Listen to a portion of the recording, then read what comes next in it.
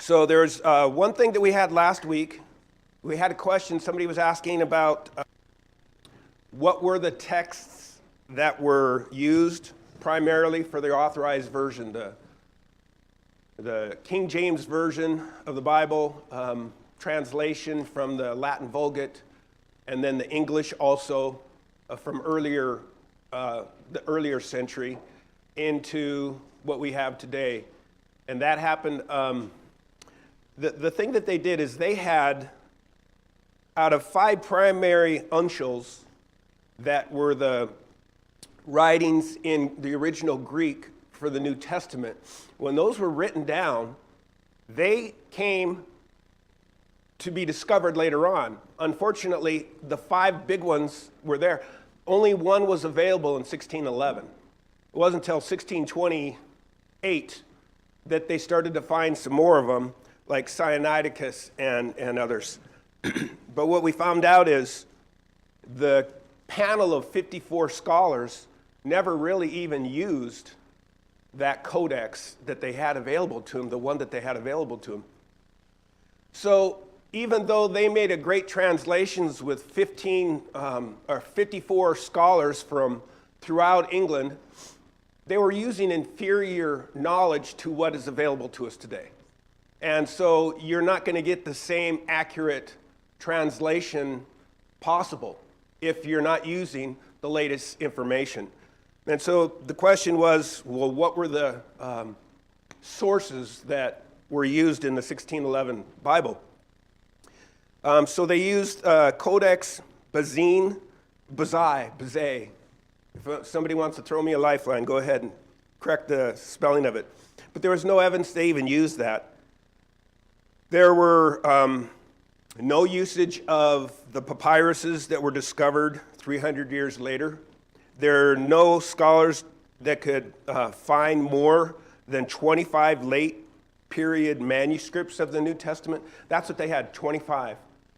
Well, figuring out today that in 2020-ish, there are now almost 6,000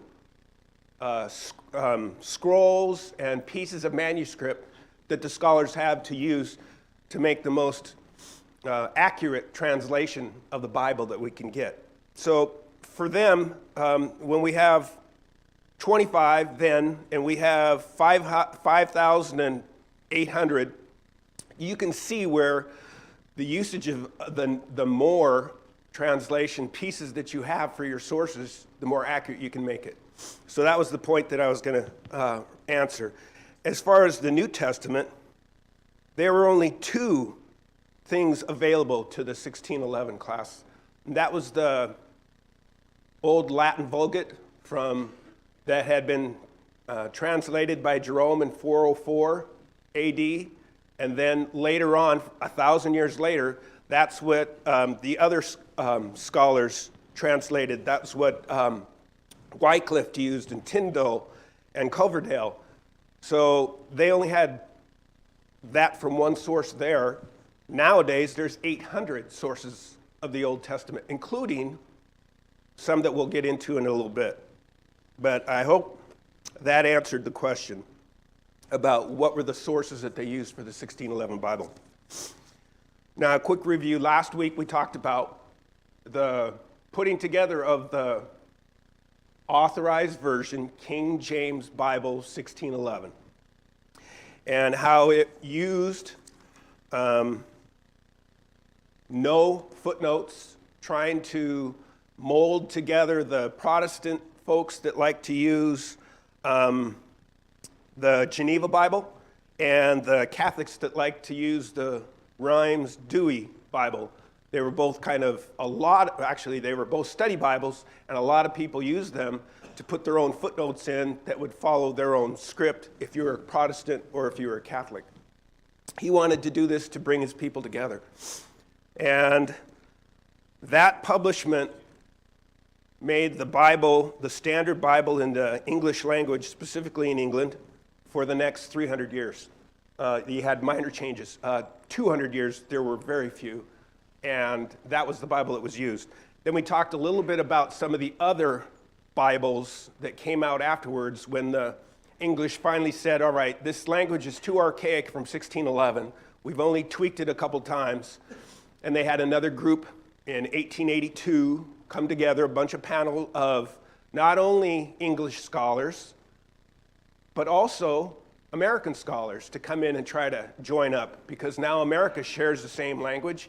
They want to get that Bible together and make sure they have the strongest Bible possible to equal the translation that reaches back to the old scriptures. They did that, and then the Americans said, nah, we're not really happy with your revision of the King James. We're going to go ahead and do our own, and they came with the American Standard Bible in 1901. And as soon as that was published, all these other Bible manuscripts came from old, that were starting to discover all the way through. And as soon as it was published, it was already too old. So that started the spin of more and more copies and translations of the Bible so that we can get, what, like we've been talking about, the most accurate translation. So that does it for the review. And this starts Lesson 11. And we're going to talk about two different things today. Lesson 11 starts with when texts say different things. So we're talking textual variants, and that's different than textual criticism. We'll discuss them. So we talked about how some of the ancient manuscripts are actually better than others. There are some that have better quality, some are more reliable. And every time you make a new discovery, you have to go back and reevaluate what has been done in the past. And this is what's happened all the way through the 20th and 21st centuries that you can really see. The best thing to note, though, is even though we get a more accurate translation with more manuscripts brought forward to us, we also at the same time can find out that most of the differences in the text that we do find have very little to do on the larger meaning of the passages. But still, it's best always to get the most accurate. If we had the original autograph, we would never have to worry about anything. Then it would just be our own interpretation of what we're reading. But because we don't have any of the original autographs written by by Moses, we don't have anything from the New Testament that was actually written by James and John and all those others, we're stuck with copies and translations that continue to come up. But all of these are all so similar that most of the errors are not that important. When you look at can you take this Bible and save somebody's soul? You know, and you can do that with the Message. So biblical translators and scholars have set a standard method in place so that they can determine which reading is the most likely, so as they can get the most accurate representation of the original manuscript. Now, it's impossible to keep copies 100% accurate. You just can't do it. When you're copying by hand, it is impossible to be perfect.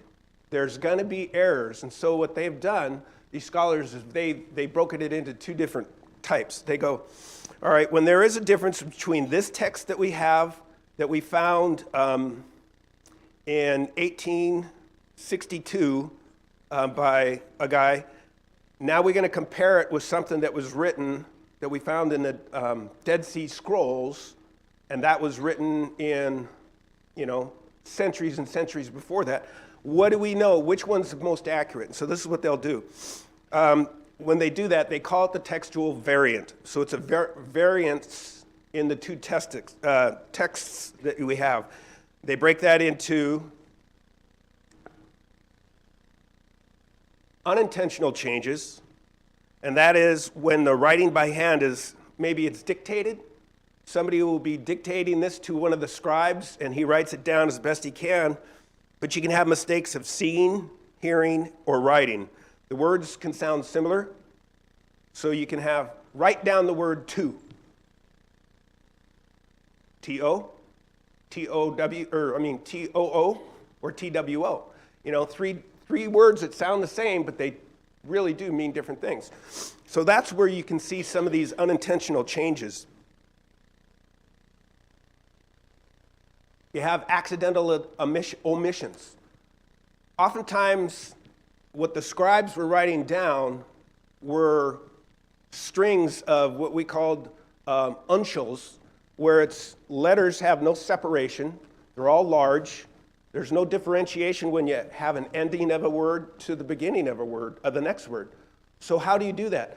Well, when you're a scribe doing this, and that's all you ever do, I can imagine a setting when you skip a line because you're just copying what it is. Sometimes you don't even understand what it says. You're just copying that exact thing. Maybe you go take a break, go outside, have a smoke, have a drink. You come back in. I know that they're not doing that, but anyway, they come back in and they start to copy and they've skipped a whole line. So that's what they're talking about, an accidental omission. Let's see. And then we have the modern translations. Oftentimes, if they have two different manuscripts to look at, and they're not positive what the actual writing should say, and I have examples in a minute, they will go ahead and put the one that they think is the best. Okay, I think this is what it says, and then they'll have a footnote. And in the footnote down below it says, some translators believe this should be translated this way. The Greek word was this, and it should say that. And they'll put it down there. So that allows the reader a chance to go ahead and use their brain, use their noggin, think about it, and study it, and understand, so that you're not just taking dogma thrown at you. Okay, so the second version that you have of textual variants is then the intentional changes. An intentional change is much more significant, but don't think of it as nefarious. Don't think of it as somebody trying to mislead at all times. I'm sure that happens somewheres, and especially if you can see a Roman Catholic Bible versus a Bible that is used by the Mennonites or something like that. You'll see differences, and they'll say different things to fill their doctrine. But what we find often is it's usually the scribe who's trying to actually clarify a difficult reading. So if the Bible says something and they're trying to clarify it, they might add a couple words or put a footnote down below. So we talked about unintentional errors, so let's hit that. I'll back up just a hair. You have mistaken letters. It's a confusion in the letter. It's confusion in the words I said, substituting a similar sounding words like two, and two. Omission of a letter or a word, usually due to a similar letter or word in context. A letter or word that has been written twice rather than once, and that happens. Reversal of order of two words that are supposed to be the other way around. So these are some of the unintentional mistakes that they could do. They could incorrectly break a word and divide it where it's not supposed to. So a word's supposed to be written this way, and they might have had a break and used it as two things, and it looks like it's two words. This would have happened later after 800, when they started to move away from the uncials, where they're all large capital letters, and they flow together, but there's no breaks, until they had the manuscripts, and that started about 800, and that's when smaller letters, save space, and breaks. So you can tell a break could have happened at that point in time. An omission caused by two words or phrases that ended similarly. So those are some of the unintentional ones. No, so we're talking about the intentional changes, and this is where you have examples of changes of rare or unusual usages of words.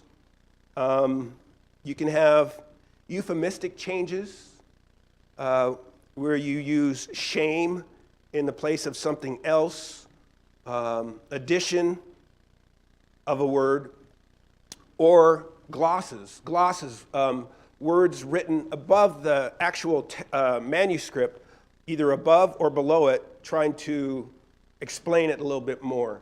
And so there might have been those kinds of intentional changes. They're saying, okay, I got to help this guy learn this better, make him understand. Grammatical, spelling, pronunciation, suppressing of an incorrect things. Those are all examples of the intentional errors. Sometimes you'll see this one. This is changes to harmonize with the similar passage. You see this almost always with the Gospels more than anything else.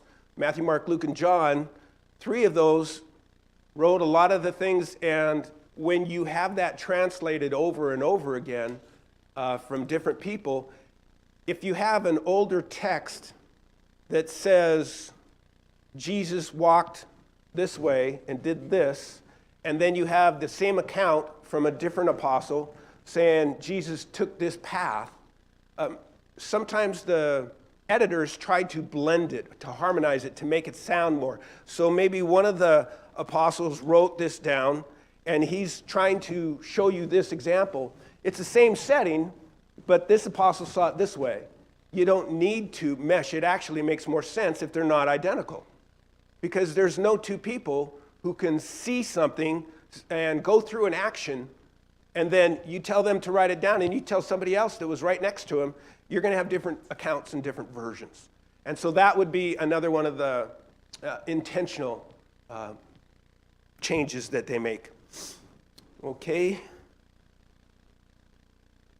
We cut that one. So this is what they've come up with. This is some canons that they use to deal with these changes, because we always know there are going to be these changes. So the canons of textual criticism, the scholars have determined which actual variant or difference of the reading is the most accurate rendering. So the general principles are, when there are 2 readings, the more difficult is preferred. Now, that didn't make sense to me when I read it, so I had to read it several times and try to figure out. But this is what they're saying. They're saying, based on the assumption that if a scribe is making a deliberate change, he's trying to clarify the passage.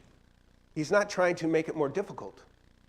So if it's a difficult passage and it takes you a minute to read through there and figure it out, versus this version of the Bible is written down and it's not as difficult, it flows a little bit easier, that might have been the change. And so the more accurate translation or manuscript you have is the one that is a little bit more difficult.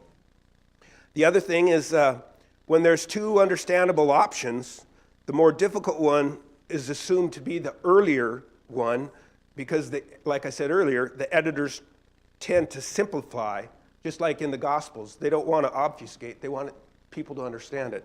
So that's one of their general purposes or principles. Then we have the quality of the manuscript takes precedence over the quantity. In any textual variant, you're going to find the quality of the manuscripts. Oftentimes, you'll have many more of a script written and copied that is actually not the old original one. So if you have 2 quality manuscripts available to you, like the Codex Sinaiticus and Vaticanus and stuff, if you have those 2 and they're a lot older, how do you know that there's just 2 of those, but yet in the year 1530, when Tyndall's trying to write his, he hasn't even seen those 2 probably, but he has a stack of translations and manuscripts of the Bible, but they all contain the same error because it was copied first. And so there's an error there. So the reason they're talking about quality over quantity is you might have a pile of manuscripts that all say a verse or a chapter this way, and yet you only have one copy that says it that way. They used to always try to say, oh, there's more copies, we got to go with that, the most majority. Well, instead they find out you have to look at the quality of it. And so those stack up much stronger than the fact here, because if somebody had a copy of this and copied down something wrong, a number instead of a letter or something else, then it just gets exacerbated and you got 500 copies of this and you still only have 2 of the originals. So that's what they're trying to talk about. Let's see. Yeah, it says, if 2 manuscripts predate all the others, it's assumed their reading is closer to the original text of script. That's just a follow-on. So like I said, Sinaiticus and Vaticanus were so much older that they predate all these other manuscripts by hundreds of years. And then we talked about the Gospels, the different reading is preferred. So in parallel texts, editors tend to want the passages the same. They want to smooth it out. So we hit that part. So even with almost 6,000 manuscripts of Scripture and with large amounts of textual variants, the vast majority of the variants are very insignificant. Sir, question here?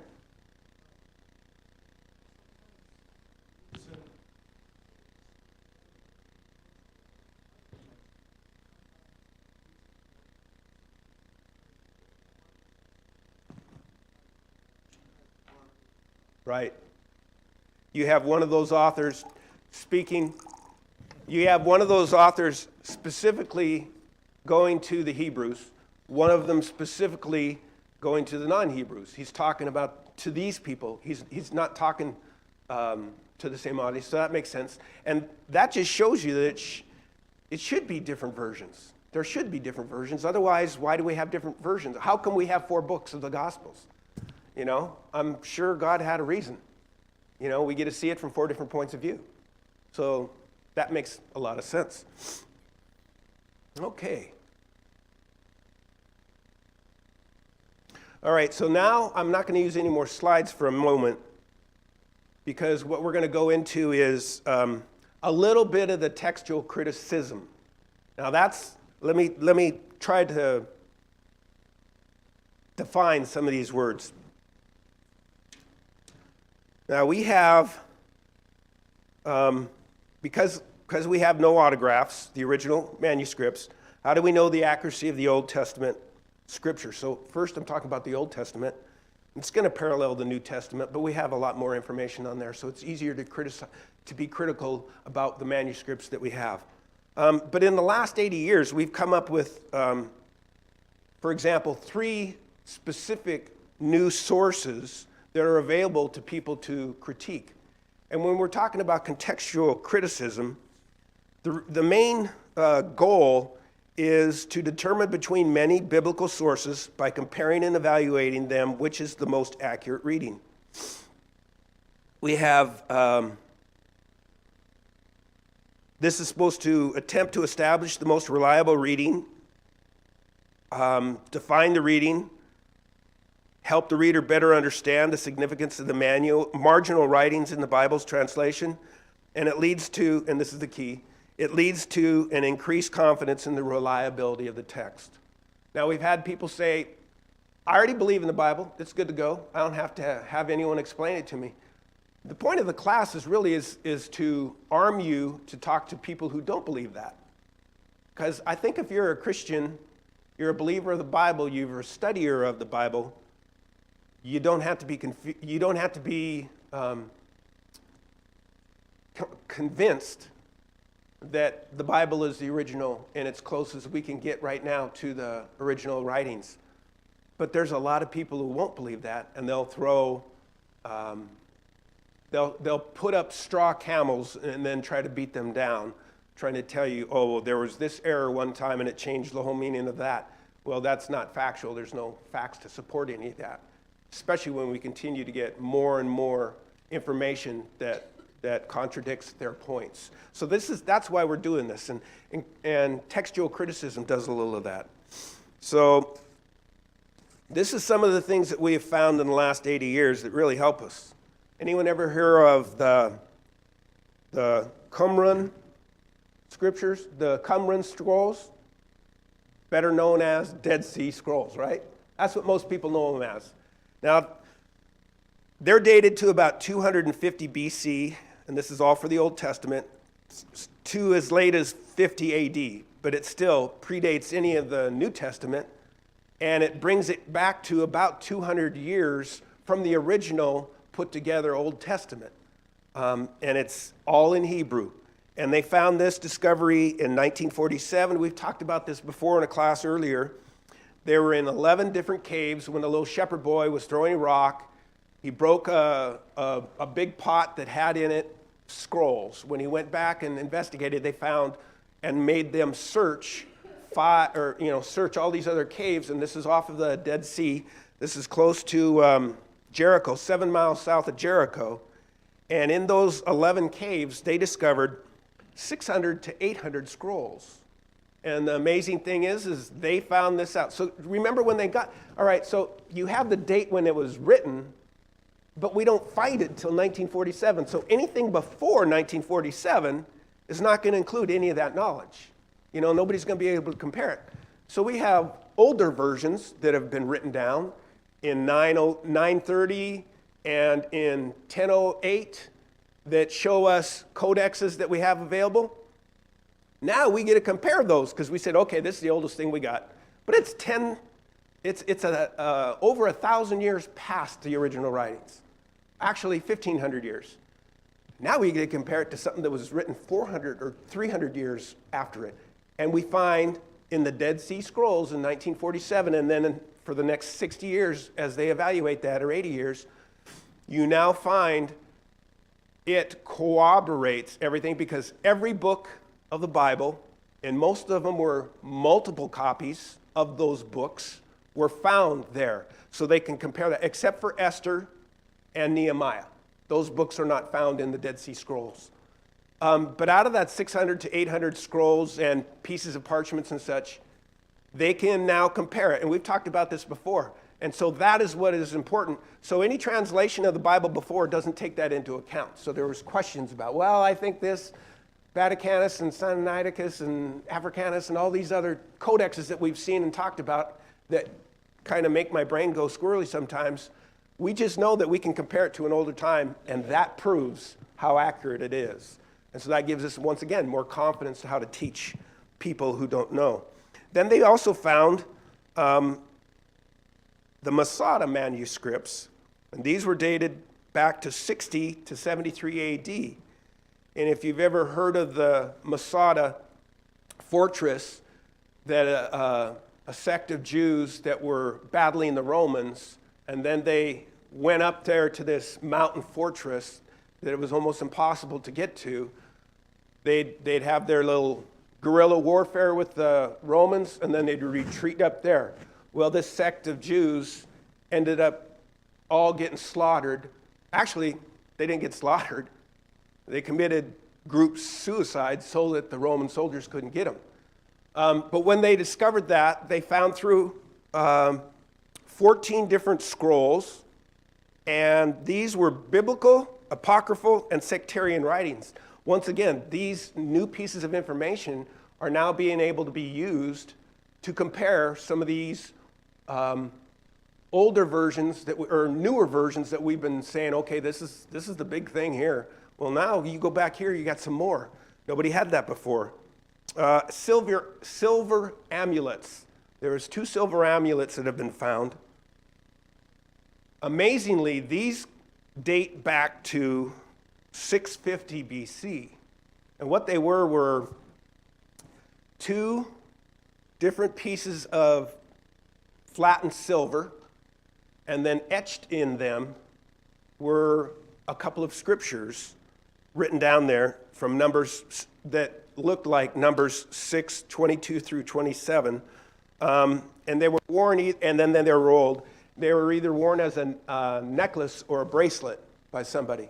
Well, where'd they find these?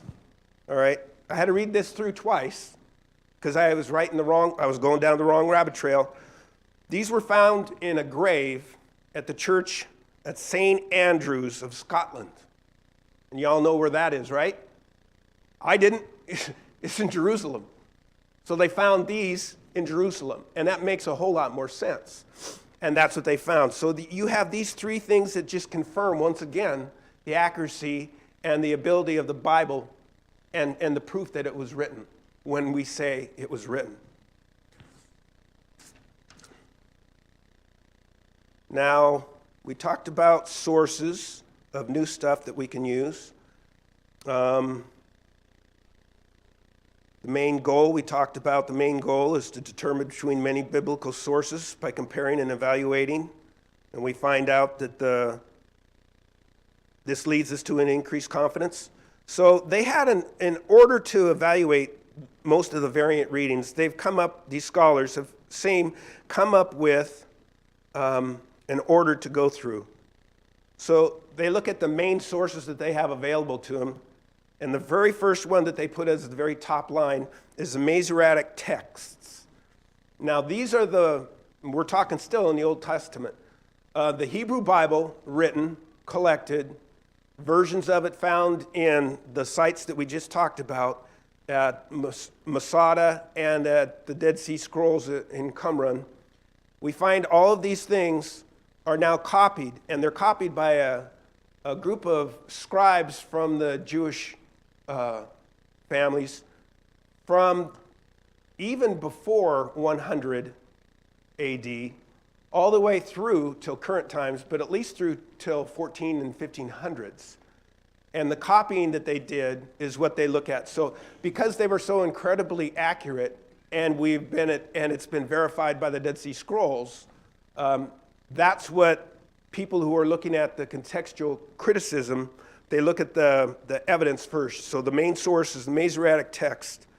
They also use a Samaritan Pentateuch, but that only helps, and that dates back to 3rd or 2nd century BC, but that only covers the first 5 books of the Old Testament. They have the Qumran manuscripts, the Dead Sea Scrolls we talked about, the Septuagint that was written roughly in about 250 BC, and that's the translation of the original Hebrew into Greek. So more of the Greeks, the people that spoke Greek could follow it. And then the Latin Vulgate. The Latin Vulgate, we talked about that earlier. That was Jerome in 404 writing for the church in Rome the copy of the Greek into Latin. So that's what we've seen happen. So they collect the evidence, then they evaluate it. They see if there's vowel changes or if it's just simple copying mistakes. And the basic principles for the criticism continues. It's the manuscript is weighed. We talked about this. So it's the age, the accuracy, and its relation to other manuscripts that we compare them with.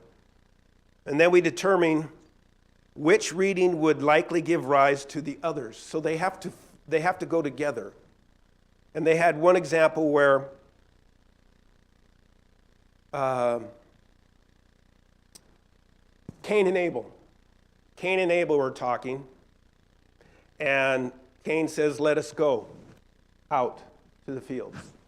And then in one version, there is a verse that is skipped, because then it says something else.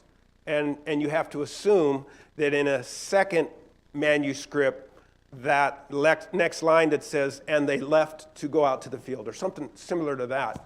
You see that these guys, with all the different manuscripts, they can compare them to each other to see what is accurate and what isn't accurate. So it's not always the last one.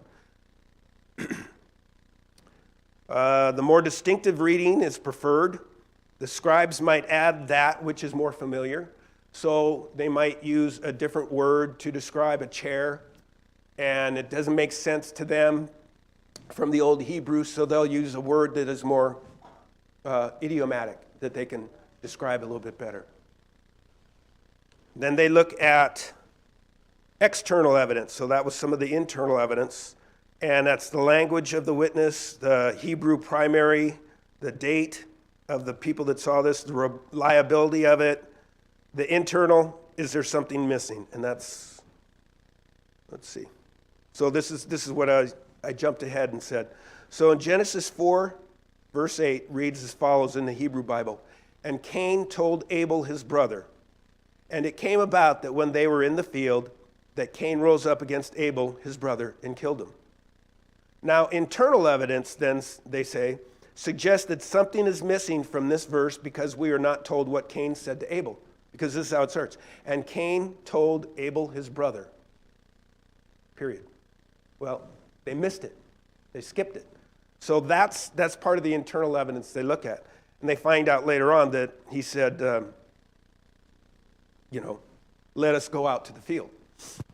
So that's some of the evidences that they used in contextual criticism. The sources, we have the okay, I think we already covered that.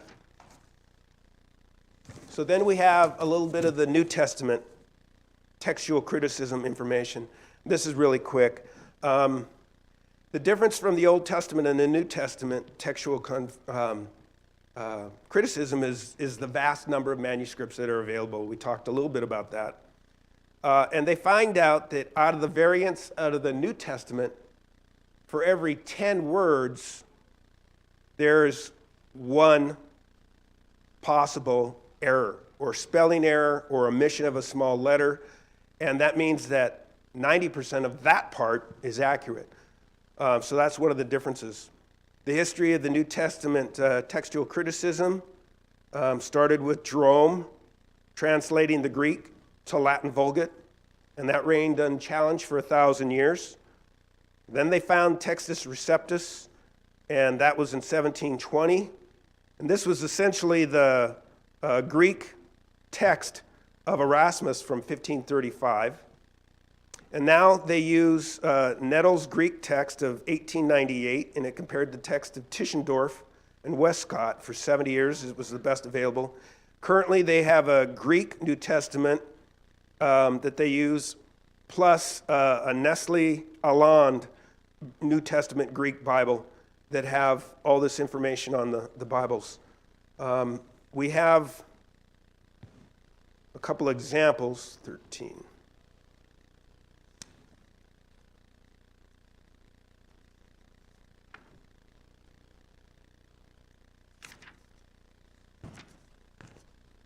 This is a table that will give you some examples. And it sounds very similar to what we talked about in the Old Testament changes. There's mistaken letters, so it's a similar looking letter, a substitution of similar sounding things, omission of a letter or word usually due to a similar letter or word, a letter or word that has been written twice, reversal of order, incorrect word division that results in one word written as two, omission caused by two words or phrases that end similarly, and omission caused by two words or phrases that begin similarly. So also they have changes in grammar or spelling, harmonization, adding natural complements or words that go together, clearing up difficulties, conflated readings, combining two or more readings, theological changes, and other additions. So those are what we've seen in the Old Testament and the New Testament criticism information that allows critics and scholars and even us today to compare older and newer transcripts together to see that we can get the most accurate information to us. So we're going to go now to a couple questions. And we talked about that earlier. Okay. Have you ever accidentally changed the bit of communication you were charged to share from one person to another, and what resulted? Anybody have anything on that one?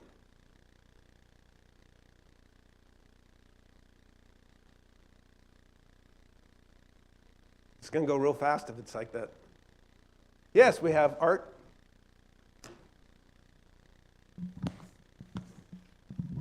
I embarrassed myself at church one time when I made an announcement. I was up with my pink shirt on and my pink tie in the month of October and meant to announce about breast cancer awareness, but I left out the word cancer. And it really made a significant difference in my announcement. See, but that's an example of something, David up here for Richard, Jewel. That makes an example of something that was an obvious mistake. Yes. So you can see that in some of them. Yes, Richard? You may have addressed this previously, but when and how did punctuations come into effect? Because that can change the meaning if you don't punctuate it correctly. Oh, very much so. In Luke, what was it, 23, verse 43, the thief on the cross. the way it's written in most of the translations today is that the comma is before the word today. And that makes it say, today you'll see me in paradise. I have a translation that has that comma after the word today. And if you read it then, that says, I'm telling you today, without regard to when he will see him in paradise. Yeah. And so, and I know a lot of people put a heavy weight on that particular verse as to resurrection. So anyway, to me, that's pretty significant. Yeah. Well, I know that they did not have this until the Greeks started to use punctuation, like we talked about the uncials, and before the uncials, we had other ones that were they're all block lettered Greek letters, all capital, no missing spaces that slid into the uncials where they had a little bit more curves thrown in there, but they were always still capitalized, and they all went through the same thing, and really not much. And that happened from 100 AD all the way through to, and in fact, 800 to even 1000 BC. It wasn't until 800 AD that the Greeks started to write differently, and they came up with what they called the minuscules. So the letters got smaller, they had breaks in them, and they started to introduce punctuation to help with the understanding of the Bible. So that's about the time that I've read that they started doing that.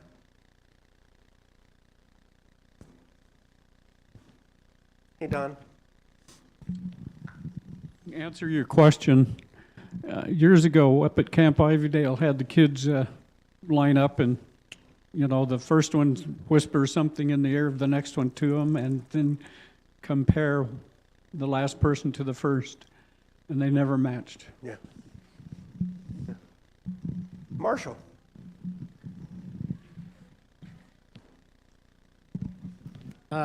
Richard brings up a really good point. It's about the language. What it says in the original. It's the point, I've said this once before, A.T. Robertson, the Greek, in light of historical research, it isn't the accidents, which are the rules of the language, the syntax, how they put it together, it's how the people used it. If you go back and look at what they say, problems like what Richard says really do disappear once you understand how they use that language. There's another book that's A.T. Robertson was like 1913, 1914. The other one was a guy called Bullinger that wrote Figures of Speech in the Bible, 1898. Looking at what he went back and revived the Greek and the Roman system of categorizing how they said things. If we go back and understand how they said it at that time, what it meant in their language, a lot of times the translators didn't do that. Right. They did not bring it forward. So it gets really enlightening when you go back and you look at that stuff and say, oh, that's what this guy is saying. It doesn't change the doctrine. Correct. A few places it will. It will change, okay, you see this is Calvinism to the core. But for the most part, you're going to say, okay, that's the kind of thing that Jesus would say, or that this is the thing that God wanted, if you look at the original language. And unfortunately, how many Christians have put in the time, the money, and the effort to go back and look at these various things to reaffirm what you were saying? When the doubt comes, you can say, okay, consider this. The Masoretic text, there was still a lot of doubt 50 years about the Dead Sea Scrolls. I just tell somebody, go read the Septuagint. That preceded by at least 175 years what Jesus was doing. So no, they didn't write about Jesus 800 years after him. Those guys down in Egypt, those 70 guys said, well, here's what's coming. Yep, exactly. Thank you, Marshall. All right, I think we're not going to make it to question number 2. You guys did excellent today. We got one more next week, Christmas Day, and our class is going to be talking about the different versions of the Bible that you have today. All right, so if you have a King James or a New King James or an NIV or an NASB, or an ESV, or an American Standard, or a Revised American Standard, or anything else like that. Bring it on to class, and we'll talk a little bit about some of those. So, thank you.